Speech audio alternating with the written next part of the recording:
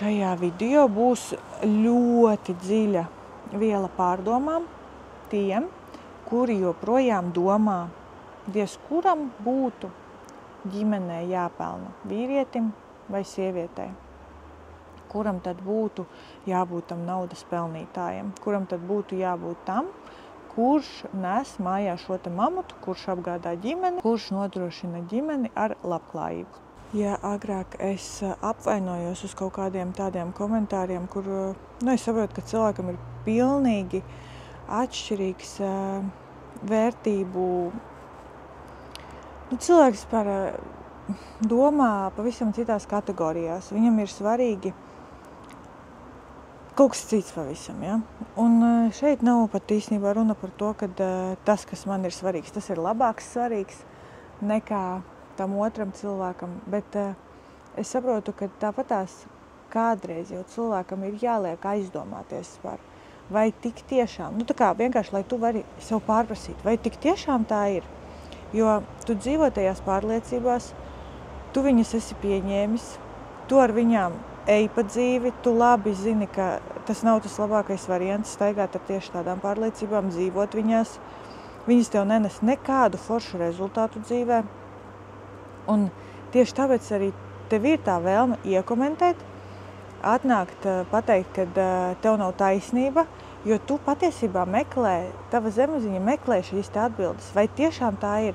Un katru reizi, kad cilvēks iekomentē kaut kādu žulti, liekas pēc pirmā skatījuma, varbūt kaut kādu žulti, varbūt kaut kādas pārdomas, varbūt kaut kādu diskusiju vēlās izraisīt. Katru reizi tas ir kā apliecinājums, ka cilvēks šīs te atbildes tomēr meklē. Cilvēka zemapziņa šīs te atbildes meklē. Jo, ja tu esi pārliecināts par kaut ko, tad tev nav nekādas vēlmes iet un kādam kaut ko pierādīt. Ja? Tev ir vienīgais varbūt vēlme dalīties savās domās, dalīties savās pārdomās, bet tā kā no savas personas, nevis tā kā, lai citu noliktu vai citam vietu ierādītu vai citam viņa netaisnību pierādītu. Un šajā sakarā es gribu izlasīt vienu komentāru un pastāstīt savas pārdomas, kuras man lika aizdomāties par to, ko varbūt šis cilvēks neredz līdz šim, nav tā kā iedziļinājies tik tālu, nav tik tālu padomājis. Tā kā, ja? Un tāpēc ir ļoti tāda noteikta virspusēja attieksme, ir kaut kāds uz savu pieredzi balstīts apgalvojums, un es, balsoties šo pieredzi, tad gribu likt aizdomāties katram, kurš šo video noskatīsies, vai tiešām tā ir, vai tas sniegs tomēr ir violets. Ja? Tātad jaunībā arī es uzskrēju 2 tādām špidrilkām virsū, jo biju ieskatījies viņās. Bet tad dziļi vīlos. Vienu, kuru sastapu skolā, mācoties 12. klasē, bet otru Rīgas Lutera draudzē. Jā, abas bija skaistas un pievilcīgas, un sevišķi tā pēdējā, ar samtainu brūnu ādu un ar retu sejas izskatu. Skolā no tās pirmās ātri tiku vaļā, jo sapratu, ka man ir darīšanas ar tukšu būtni. Bet ar otro bija mazliet savādāk, jo viņa tomēr ticīga, tāpat kā es. Bet tad viņa atveda savu māti uz baznīcu, un kad viņa savai mātei norādīja ar galvu uz mani, tad uzreiz pamanīju mātes cinisko skatienu un novērtējumu par mani, jo meitai, cik nopratu, bija turīga ģimene.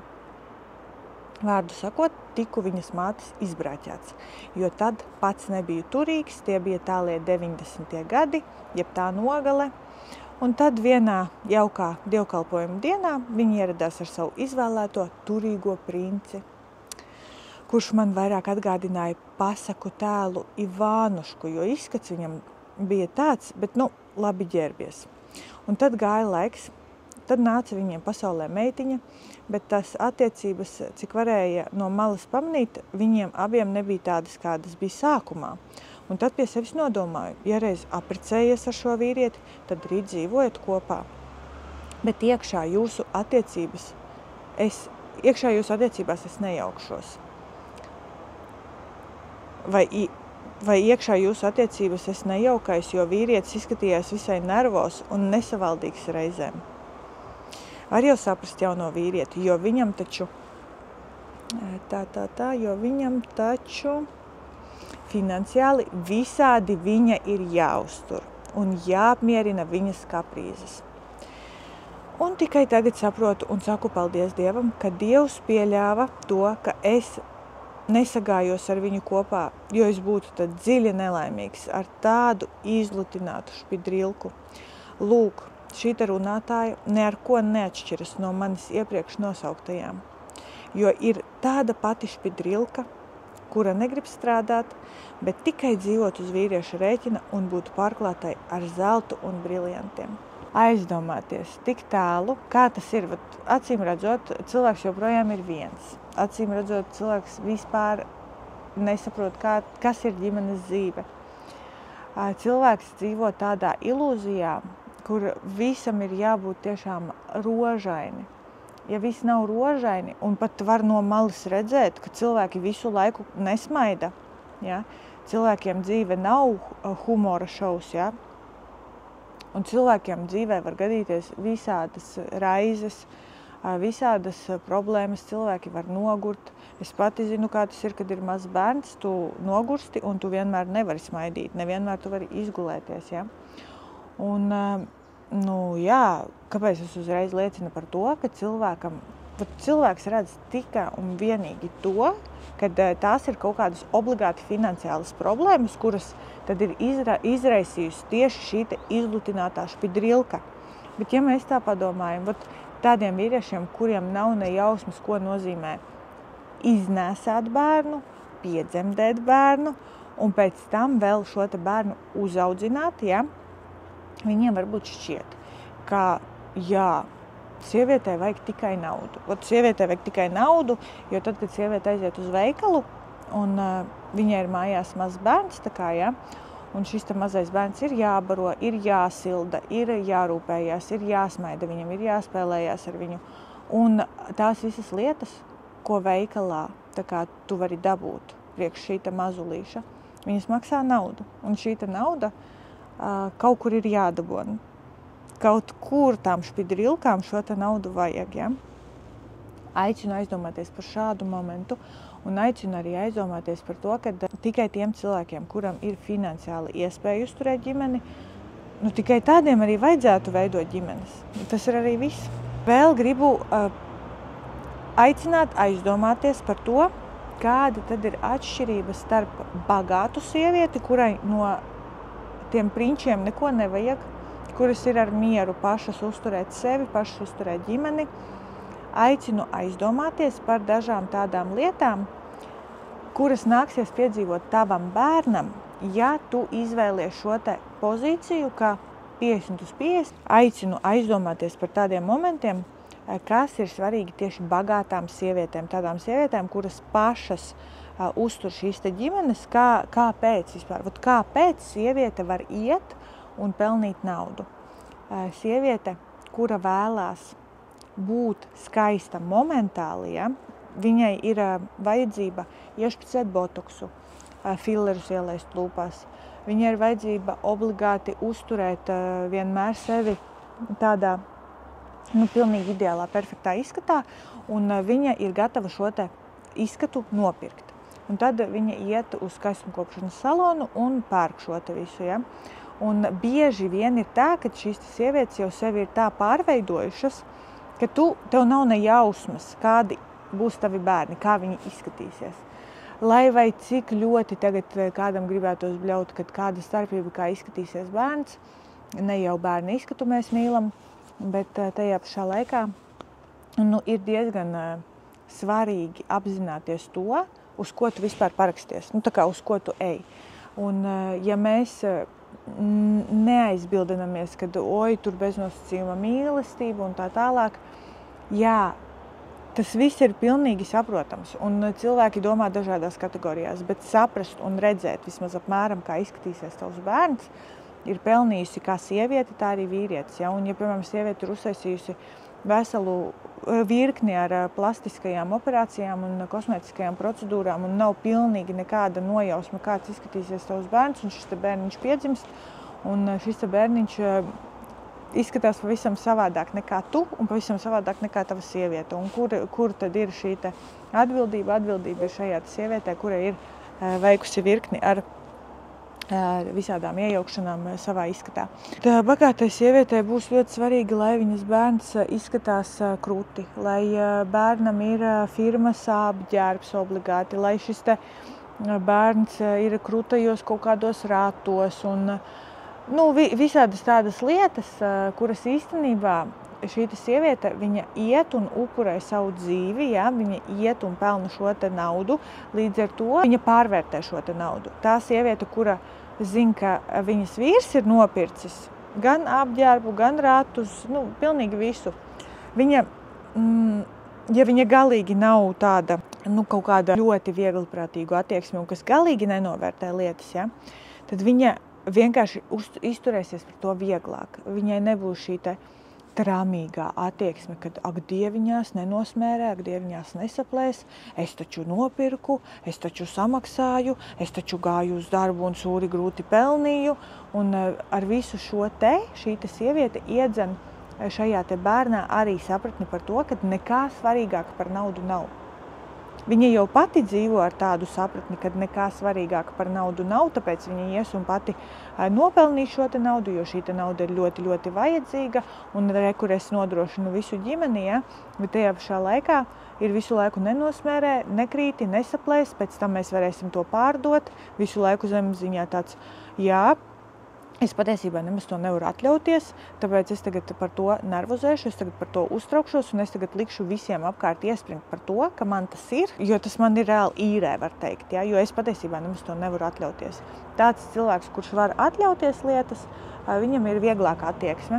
Lietas var saplīst, lietas var nosmērēties, viss kaut kas var notikt ar lietām, lietas ir tikai lietas, bet bērni, tā ir daudz lielāka vērtība un tas, kā mēs attiecamies pret naudu, tas ir vienkārši kā pamācība bērniem, kā viņiem izturēties pret naudu. Nauda ar naudu nav kā ar lolu jāņemās, ja? Kad ak dieviņās. Vieda sieviete, tie, kas nezin, kas ir vieda ir gudra, tā kā dzīves gudra sieviete. Tāda sieviete, kura ir vieda, viņai būs vieglāka attieksme. Viņai nevajadzēs varbūt tik ļoti tādas firmas lietas, viņa vairāk domās par to, kā bērnam ļaut šajās lietās, vietās, vidē justies brīvi, pat ja viņš kaut ko nosmērēs, pat ja viņš kaut ko saplēsīs. Viņa parūpēsies par to, lai šis bērns jūtās brīvi, lai šim bērnam nav jāiesprings par to, ka ārprāts mamma tagad gāja un pelnīja un nopelnīja un tagad tu nenovērtē, vispār, un tad, tagad staigā ar vainas apziņu, ja, kurš šeit tev vainas apziņa. Tālāk nākamā lieta, ko darīs bagāta mamma. Viņa gribēs krūtākā iestādē šo te bērnu iekārtot, sākot jau ar bērnu dārzu un pēc tam skolā, tāpēc, ka tur būs krūtāki bērni, tur būs krūtākā sabiedrība, tur būs sabiedrības krējums. Tālāk jau tam bērnam tad līdz ar to būs vieglāk virzīties pa dzīvi, viņam būs tikai krūtie draugi kaut kādi, ja, un biznesu būs vieglāk bīdīt. Tātad zemziņā jau noniecinot to bērnu un saprotot to, ka šis bērns pats par sevi, ja nebūtu kaut kādā krūtā vidē, nevarētu daudz ko sasniegt. Viņam ir vajadzīgs obligāti, lai es par to parūpējos, lai tā vide tāda būtu, un tad, ja tā vide tāda ir, un es viņu esmu apkārt nodrošinājusi, tad tam bērnam varbūt būs kaut kādas iespējas, ja? Bet tā pats par sevi tas bērns nav spējīgs. Ja? Vieda mamma domās par to, kā viņai iegūt iespēju būt pašai blakus savam šim bērnam, kā piemēram, kad nekā cita svarīgāka, kā es pats šajā dzīvē nav, un tikai es pats varu dot sev to, kas man ir svarīgs. Es pirmām kārtām saprotu, kas man ir svarīgi. Otrām kārtām es saprotu, ka es varu aiziet un paņemt visu, kas man ir svarīgs. Vienkārši es eju, ņemu un daru to, kas man ir svarīgs. Ja? Trešām kārtām es to zinu, ka man tas ir vajadzīgs. Ja? Nevis kāds man parādīja, kāds man ierādīja, kāds man pateica, man kādam pakaļ jāskrien, kāds cits ir krūts un man arī līdz ar to ir jābūt. Bet es vienkārši pats jūtu, es pats zinu, Un šī sieviete, kas ir mamma, viedā sieviete, viņa to ar savam bērnam jau pierādījusi ar savu attieksmi, nekur neskrienot, nevienam neko nepierādot, nekādu tur baigo naudu nepelnot, bet vienkārši parādot to, ka šobrīd man ir svarīgi. Piemēram, ja tev tiešām šobrīd ir svarīgi būt kopā ar savu bērnu, tu jūti, ka tev ir jābūt, varbūt pat ne tiešām visu laiku kopā, bet tu jūti, ka tev ir jābūt vienmēr mājās. Ja? Tev ir jānodrošina, lai mājās ir tāda vide, lai šim te bērnam būtu labi. Vai tev ir jānodrošina pašai sevi, ja, ar šo te vidi? Varbūt, ka tev jānodrošina sevi ar kaut kādu terapiju, piemēram. Ja? Šī te terapija, kas ir tāda, kas nodrošina tevi ar tādu mentālo stāvokli, lai tu ar šo te bērnu kopā nebūtu psihopāte, lai tu ar šo te bērnu kopā nebūtu kaut kāda vienmēr noraidošā, vienmēr kaut kāda ķipa blakus, bet patiesībā visu laiku telefonā, bērns tikai visu laiku multenes skatās. Bet tiešām klātesoša māte, kas var parādīt piemēru savam bērnam. Ja?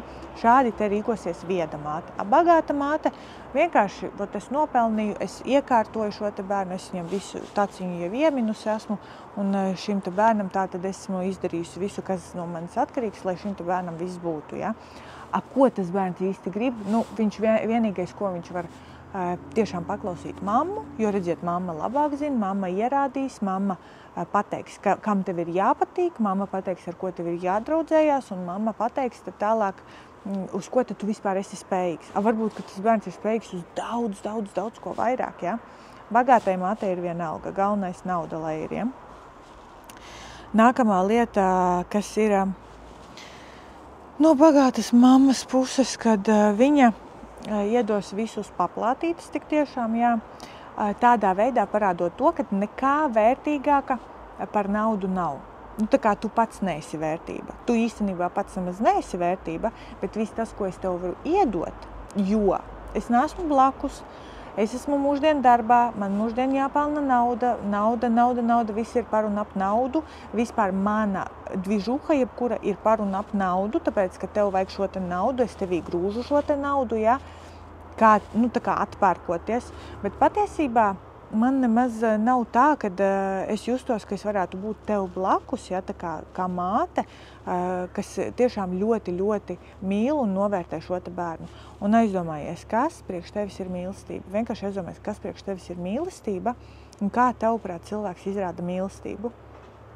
Ja šajā te sarakstā ir pērk kaut ko, atpērkās, kaut kur ved, nezinu, pa kaut kādām naudām, par un ap naudu, ja šajā te mīlestības darbību sarakstā ir kaut kas par un ap pirkšanu naudu, ieguldīšanos naudas ziņā, tad tātad tev visvērtīgākā lieta uz pasaules ir nauda. Vienkārši nauda, pats svarīgākais ir nauda. Bet vieda mamma tomēr parāda to, ka neskatoties uz naudu, vienkārši neskatoties uz to, ka es nepelnu, es būšu tev blakus. Vienkārši neskatoties uz to, ka es varbūt šobrīd nepelnu, ja? Var arī tā būt, ka mamma nepelna, bet tas nav tik svarīgi, jo mēs badā nemirstam, un rekur tētis mūs var nopelnīt, un viss būs kārtībā, un es būšu blakus, cik vien vajadzēs, ja? Nevis mēģināt mukt projām no šīs te ģimenes, bet būt blakus tik ilgi, cik vien šim te bērnam būs nepieciešams. Bagātām mamām to nesaprast. Čāļi, kuriem tā acis un mirdz uz sievietēm, kuras ir koptas, skaistas, kuras var redzēt, kad nav nostrādājušās, pārstrādājušās, to var redzēt, kura sieviete ir pārstrādājusies un kura sieviete nav pārstrādājusies. Viņai neiepatikās, jo, redziet, man nav tik daudz naudas. Kā tu to parādīji, ka tev nav tik daudz naudas? Kā tu parādīji šai te jaunajai meitenei, ka tev nav tik daudz naudas? Kā viņu to uzzināja? Tas ir pirmais, ko tu saki randiņā, tā kā, ka man nav daudz naudas? Tas ir tas, uz ko tu liec uzsvaru? Tas ir tas, uz ko tu balsti visu savu dzīvi reāli. Ja tu kaut kādā random video vari ierakstīt kaut kādus tādus vārdus par un ap naudu, viss komentārs ir par un ap naudu, par finansēm, par pelnīšanu, par to, ka nav iespējams nopelnīt tik daudz, lai apmierinātu šīs te špidrilkas. Un ja tu jau 12. klasē gribēji satikt baigi gudro, viedo sievieti, kurai galvā būs pilns ar kaut ko, nezinu ko tu varēji gribēt tajā laikā, kad tu 12. klasē cerēji satikt kaut kādu super viedo sievieti, ko tu meklēji patiesībā? Ko tu patiesībā meklēji? Tas bija tas, kas tevi tajā laikā visvairāk interesē, lai viņa būtu super gudra, super vieda, dzīves gudra. 12. klasē. Aizdomājies. Aizdomājies par to, ko tu vispār no dzīves prasi un uz ko tas balstās vispār. Uz ko ir balstītas tavas prasības par dzīvi. Tas ir ļoti svarīgi, lai turpmāk tev dzīvē tik tiešām pavarās jaunas iespējas, lai tik tiešām tu vari saprast to, ka nav tā, ka visas būtu tur merkantīlas, iedomīgas un, nezinu, tur visām to vien vajag, kā iedzīt tevi bankrotā. Vienkārši padomā par to, kam patiesībā dzīvē sievietei ir vajadzīga nauda, ja viņai šī nauda ir vajadzīga. Jo, ja mēs runājam par ģimeni, ģimenei ir vajadzīgas finanses. Kam viņas būtu jānes? Tavuprāt, sievietei vai vīrietim?